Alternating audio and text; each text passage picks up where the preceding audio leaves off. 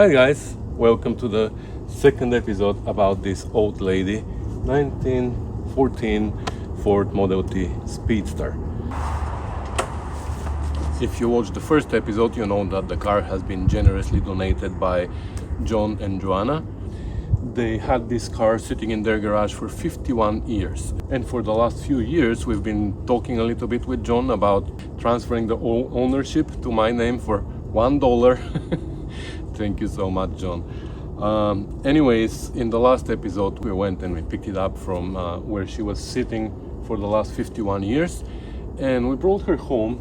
We touched here, we touched there, changed oil and all that. And we turned the crank multiple times and she finally started.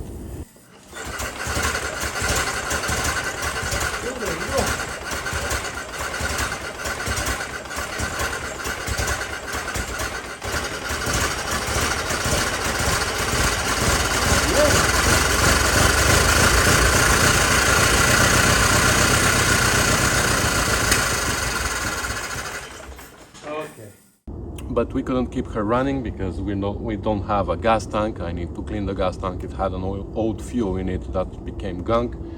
We haven't put coolant in the radiator. Also, I replaced the gaskets on the carburetor on the float bowl, but it was still leaking. So in this episode, I'm hoping to be able to resolve all these issues. And as you can see, we bought a 6-volt battery, so we don't need to crank it like crazy. And we will see if we can start it, keep it running this time, and maybe press this pedal and make it go under its own power. We have more issues with that because the rear wheels don't have the keys on the taper where they go normally. And I saw last time when I started the car, I actually saw the axles turning a little bit inside the wheel, like they were just slipping because it's missing the key. So we're gonna have to make 2 keys for there. Actually, never mind. I don't think we're gonna drive this car anytime soon. Reason being, well, it's like 5-6 hours later, and the reason why I had the car outside was because somebody was coming with a Triumph to do some work. We were working on his car inside, and then we heard a big bang from outside.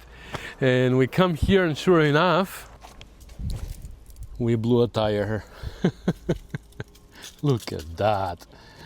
Isn't that crazy? So the rear wheels were not on the car when we went to pick it up, and we put them on just to roll it on the trailer. They were kind of low, they were not flat, but they were low. And now for me to pull the car out from the garage this morning, I put air in them. I rolled the car out and it sat here on the sun, and eventually at some point this one blew. So now I can't even roll it back in. I tried, but it's really hard. But anyways, let's see. I want to bring it back inside and continue dealing with the engine, and eventually we're gonna have to get new tires. Oh my god, I just went and checked. It is 400 Canadian dollars a piece for a new tire. Then we have inner tubes, and we have a band inside that's extra, so that's crazy. Okay, don't ask how, but I was able to push it in. My t-shirt is all wet. It's actually October the 6th today. Look, the weather is like crazy. It's 27.8 degrees Celsius. Anyway, tire is still blown.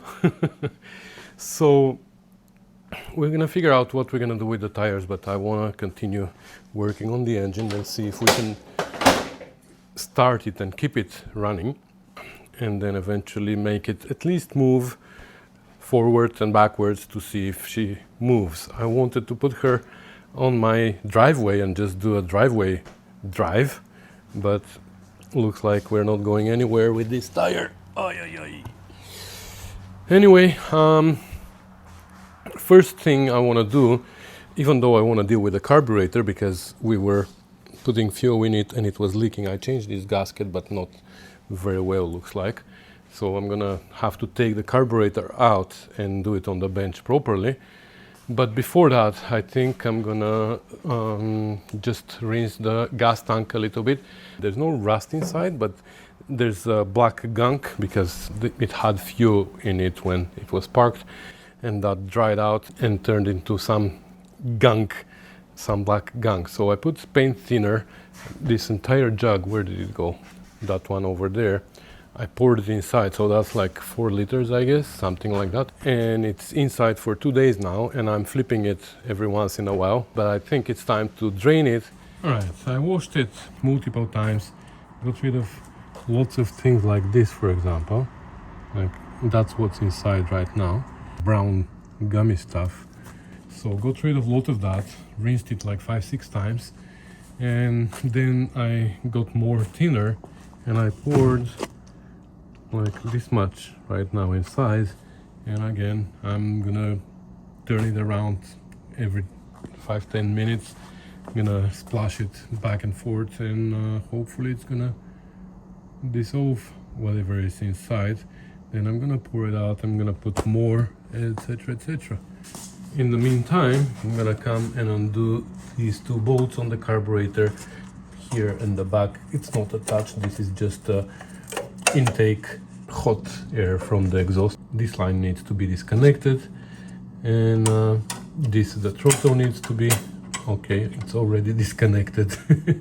So the 2 bolts and the carburetor should come out, and then we're gonna clean it up a little bit and try to seal it properly on the bench. So this is the whole entire carburetor. So the other day I replaced, there were 2 gaskets here and I replaced them with a copper washer, and there were 2 gaskets here and I replaced those. I made my own, but I'll take it apart now and I'll show you. Here it is really hard to seal it properly because now you see when I tip it to the side, it's leaking from this gasket.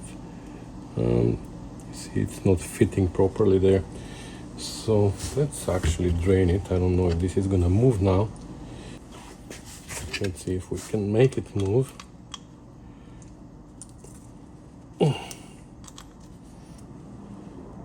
No. So let's undo it from here. That was 3/4, I think. Yeah. Oh my god, I tightened it pretty well, eh? Now it's gonna leak big time.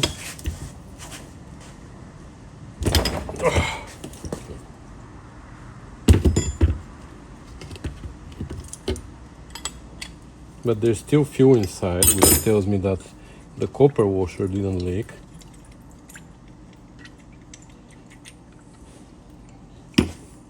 The float worked properly. It opened and closed. Let's see now here.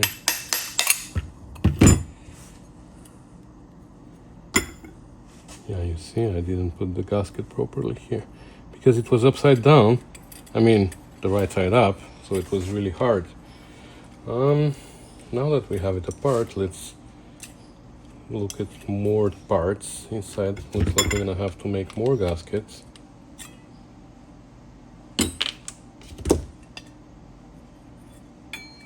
We tested the float, it was floating, the needle was closing. Okay, so we have a jet down there. Oh, this is the throttle on this side, and this is the choke, this is the intake.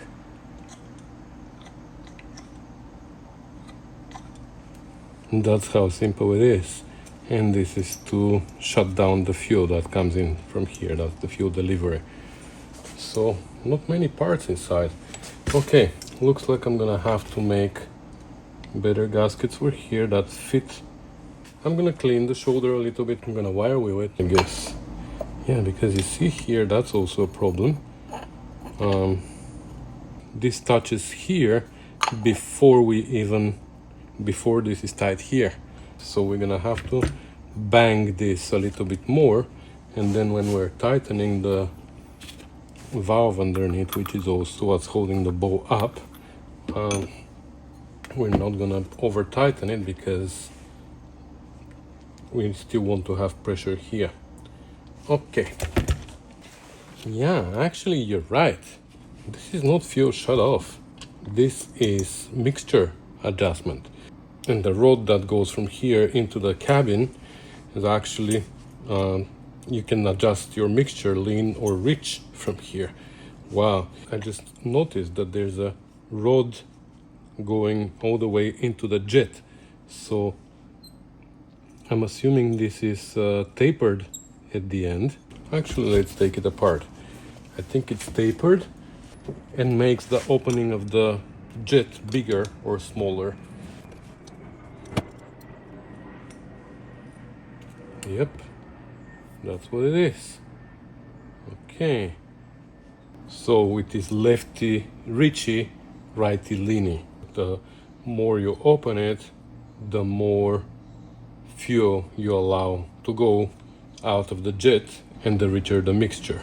So good to know. I thought it was a fuel shut off, but actually there's a fuel shut off at the tank.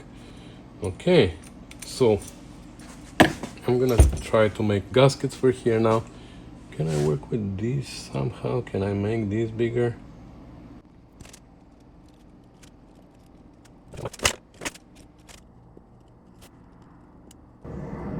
Okay, now let's straighten this up a little bit. Let's see how that's gonna work. So the gasket is in the right place everywhere.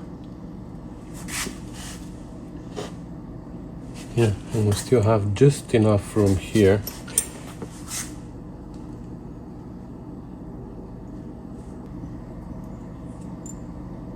I think actually this one is better.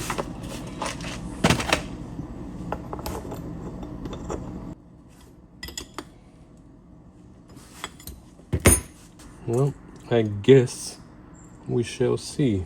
So when we're starting the car, we should open more, because it's gonna make the mixture richer, and then close it a little bit. Well, so many things to play with. Like the advance you can control, the mixture you can control, throttle. Everything is manual. Maybe a little bit tighter. Okay, that makes it nice and tight, so it's not gonna move on its own. Okay, let me see now the gasket for here, what happened to it. Okay, this gasket is actually good. It was on the intake, that's where it stayed, and it's in a good shape, so we're gonna reuse it. I'm gonna put it back on, and then we'll see here. This olive might need to be replaced on the line because it was leaking from there too. Okay, the carburetor is installed, but unfortunately I just realized that these threads here are stripped, not holding very well. That's why it was leaking. So we're gonna have to replace this whole fitting here, but I still wanted to start the car today. So what we're gonna do is we're gonna point this fitting up for now, and we're gonna figure out different way of supplying fuel for there. We don't have the tank anyways clean, so we're gonna figure out a different way. That's the one thing, and then the other is we need to fill up the cooling system and see if that's gonna hold, and then we should attempt to start it again with the battery. Okay, I put this piece of clear hose here just to see if it is gonna leak around it. It actually does. Oh yeah, it does leak around it, but I can feel the carb. I want to see if the carburetor itself is gonna leak. Now when the float closes, this clear hose should start filling up, right? There you go. Okay. And the carburetor itself, it's not leaking, it's leaking from here, around this hose. You know what? I want to start it. I'm eager to start it. Let's start it first, and then if it runs, we're gonna finish this up. This wiring also needs to be cleaned up. I hate messes like this, but we're gonna do that eventually. So that's my positive, the one the yellow wire that powers up the coils as well. And the negative is the one that goes to the chassis. Now, I read today that the Model A had a positive ground, but the Model T was never positive ground. Okay, my ignition is on there. Timing is, I'm gonna put it like 2-3 notches, a little bit of throttle. I'll pull the choke. This now, I'm gonna let me close it all the way. So this is the mixture. So now it's all the way closed, and I'm gonna go and open it a little bit. Okay, is it gonna crank now?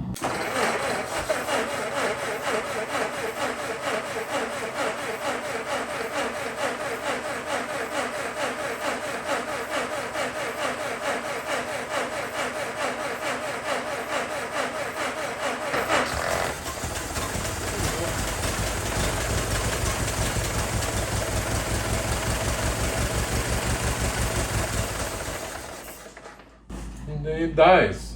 It didn't burn the fuel so fast, I'm sure.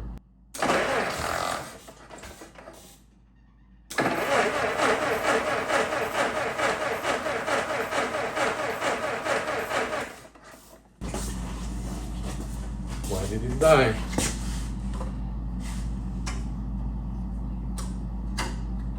I'll leave it in the middle somewhere.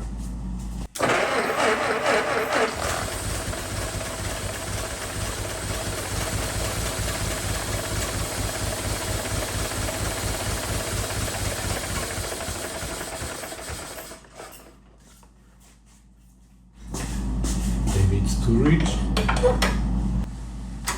No choke.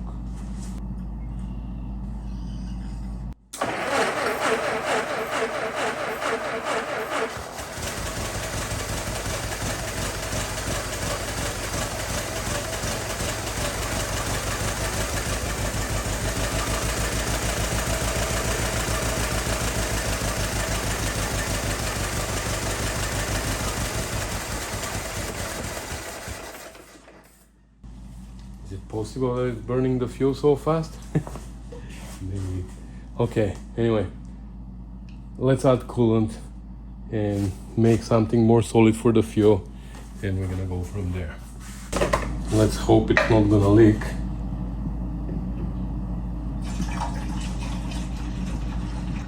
So far so good. You don't hear any drips.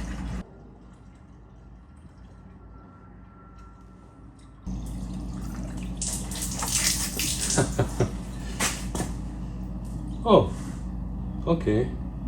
There's an overflow here, so that's where it leaked from.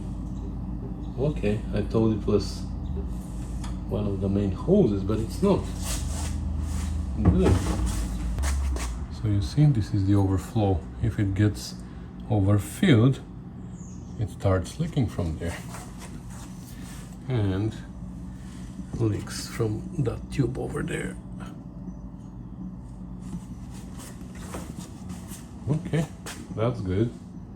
Now we have coolant and we can run it as long as we want. Okay, what do you think about my fancy fuel supply? Let's see if that's gonna leak. I'm sure it's gonna leak from here, but I'm hoping it's not gonna leak down there.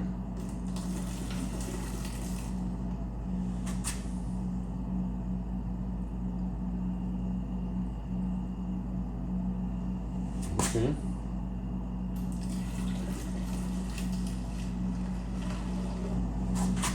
Yeah, it leaks from here a little bit.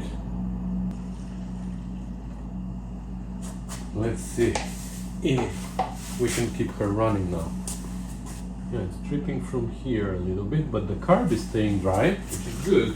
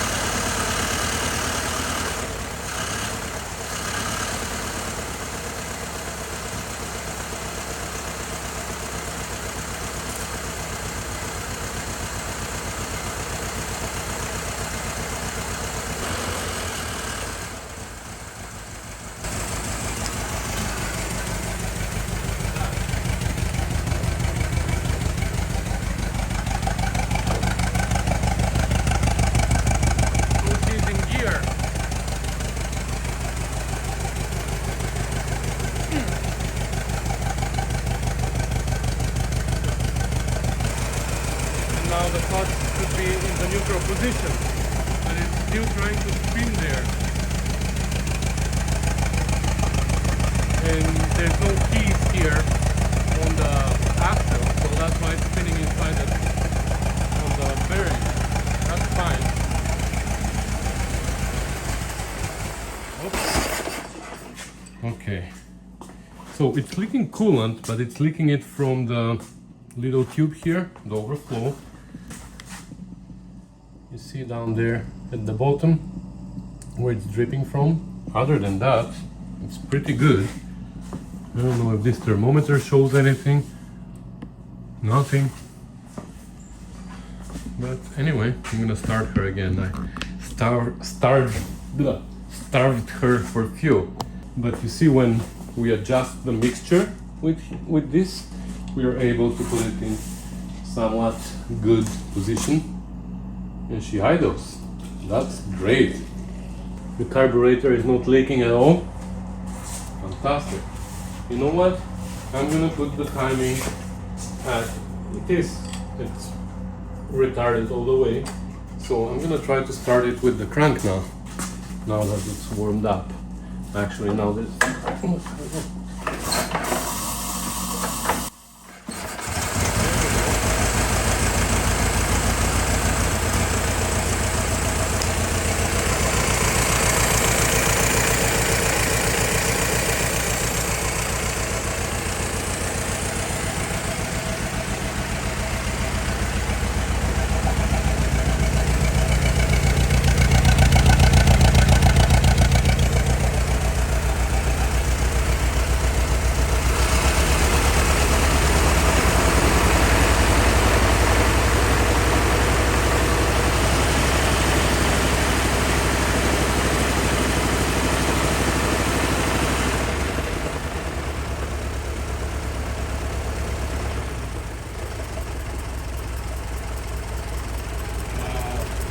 Idle's great.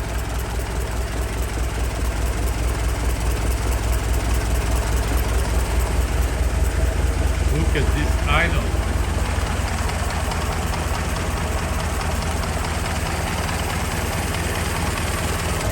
Now let's check if the battery is gonna charge.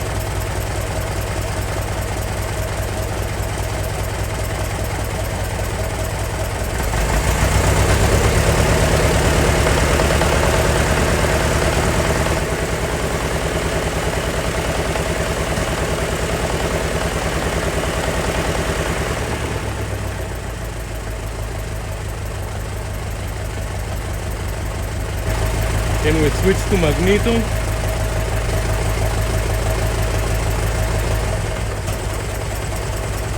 Okay, now she's running on the magneto. And we should be able to charge the battery in the meantime. Let's see if that number is gonna rise, but it doesn't. So the generator might not be great. Oil is leaking big time.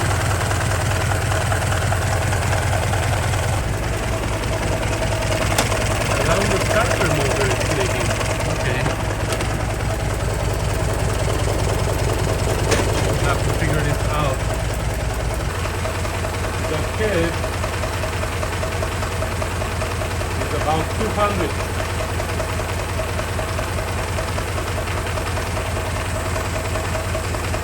both 130. The exhaust manifold is like 400.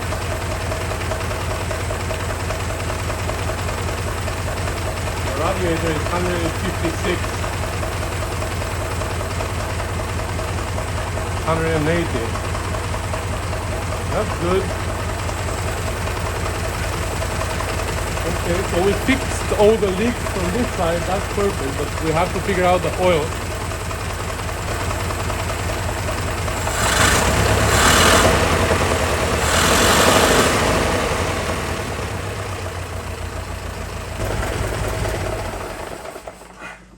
Okay. You might be laughing at me, but I can't just leave it like that. I mean, I want to see if she will drive. Like, we're leaking oil, I know, that's fine. But to drive it, I'm gonna need to make keys for the rear wheels. I want to see if she's gonna move forward and backwards. That's all. I want to see if she's gonna move under her own power. I know the tire is flat, but it's flat only at the bottom, so it's not a big deal. That deserves a beer, doesn't it?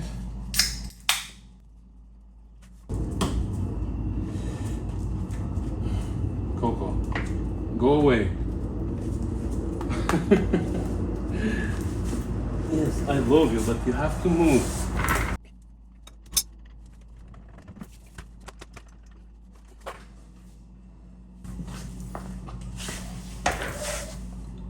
Huh, look at that. I have the perfect material for here. I'm just gonna cut this and I'm gonna use that.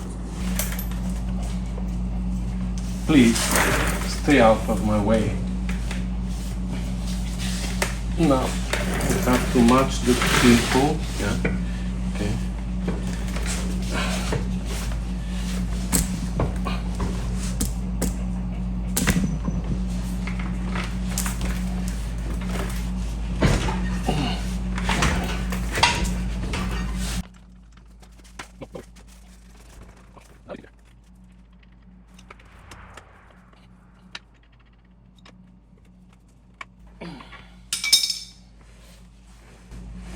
Perfect.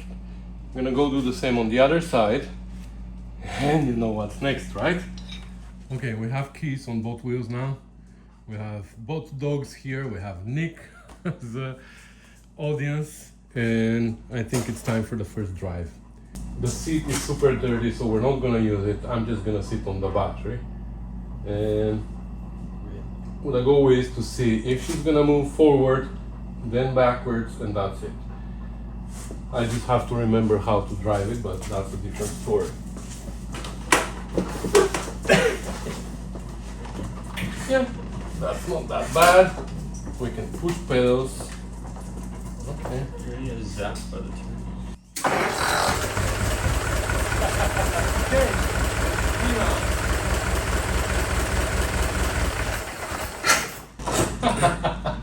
We needed more throttle.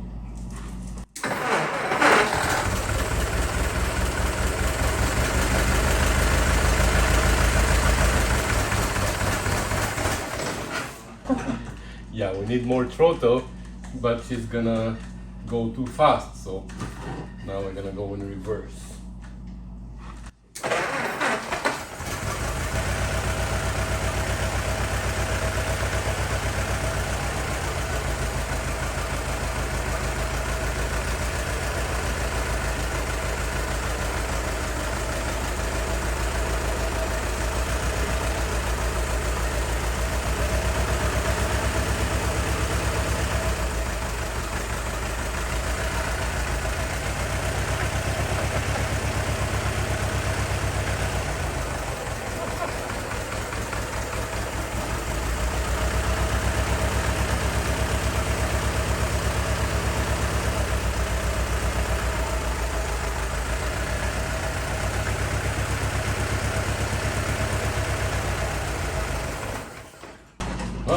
She was trying to go forward with the... I was pressing the middle pedal. Why she was trying to go forward? Because this one is probably not in neutral. It's in second gear. I think this bolt will need adjustment.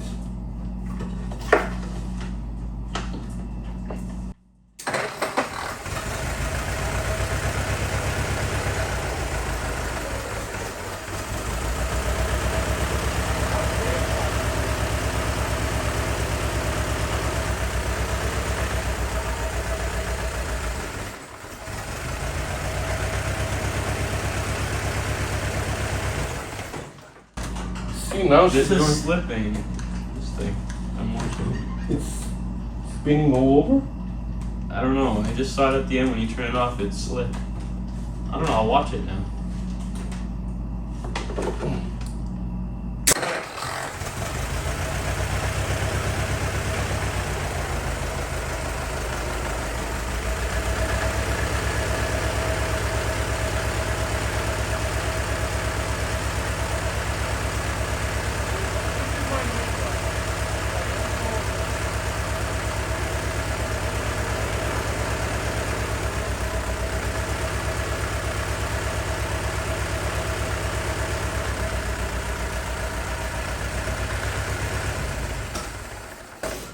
Oh, I ran her out of gas. Okay, I think that's enough fun. I think we can drive her. Unfortunately, we blew a tire. I don't want to go on the road without a tire. I mean, not on the road, on my driveway at least. We could have made few circles around, but not with a flat tire. I think I'm gonna have to buy at least one for $400. Anyway, turn the ignition off, and I think we are done for today. Oh well. You might disagree with me, but I think that by any means this counts as driving. So we started it, we adjusted the mixture, and she started idling really well. So that was my problem before. You see, I didn't know that this was the mixture.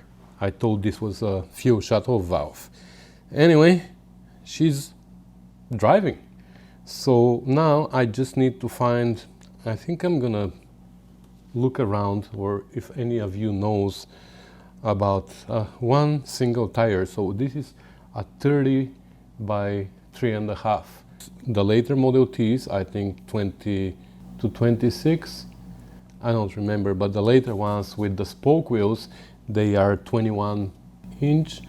I don't know what the difference is, but these say 30 by 3.5 on them.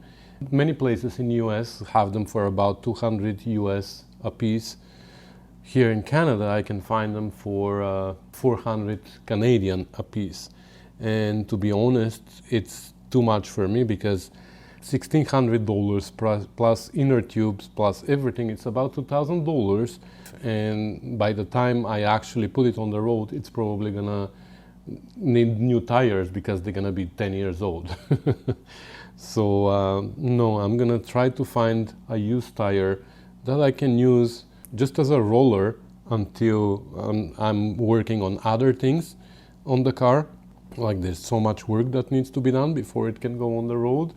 So I don't need brand new tires for that, but I need to be able to roll around with it. So if any of you knows or has a used one that I can get for cheaper, I'll appreciate that.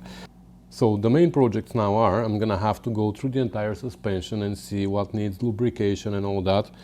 This thing here, the e-brake or whatever it's called, it has a ratcheting mechanism here that is supposed to keep it to where you leave it, and then with this handle you should release the ratchet and be able to push it down. But first of all, the teeth on the teeth of the ratchet are worn, and also the, what is it called, like a thong that goes into the teeth of the ratchet, that is worn as well, so it doesn't stay where it wants to, where it needs to be. Like here, this thing is supposed to lock into these teeth, but it doesn't. Also, when the brake is pulled, this bolt should put the car in neutral. Here pushes this pedal, right? See how the pedal moves back and forth? Well, it doesn't. So I have to press a little bit more now when I drove it a little bit here. I realized that I have to press a little bit more on the pedal and then the car doesn't move. That's neutral. And then I push more and it starts going forward, so that's first. And then from this position back, when this is released, this is your second gear. So there's linkage here that is loose, and probably that's why it's happening. You see how much play I have here?